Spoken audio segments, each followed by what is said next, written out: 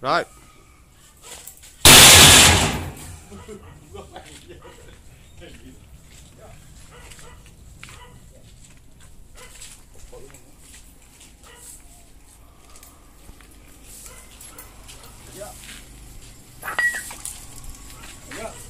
Rồi, bắt đầu.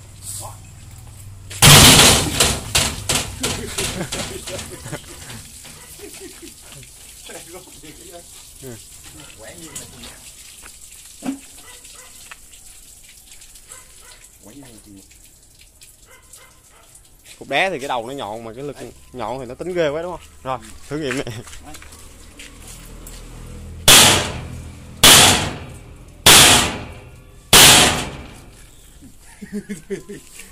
Rốn thì cái đó Ừ. Thôi. Dạ.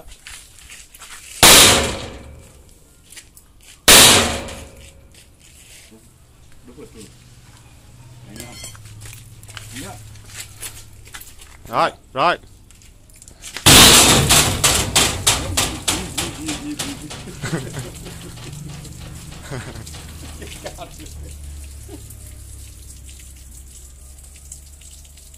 Rốn nha không? Ừ.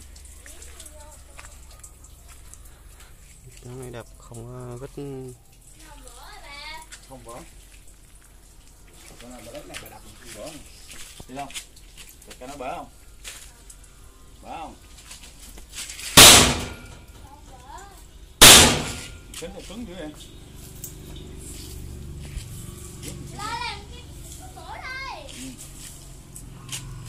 Qua lên chọn nhọn xuống bể hả? Anh thử luôn. Không? Em không ý kiến vậy, mời anh. Lực nó quá nhiều rồi.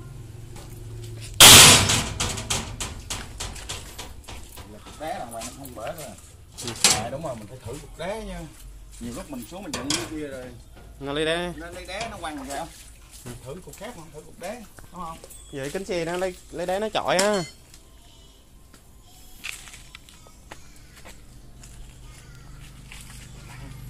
Sao tới lúc mà cái nhỏ lại bị. Ừ. Dạ, mời anh. Dạ. Rồi, nãy giờ. Đá luôn. Ừ. Người. Dạ.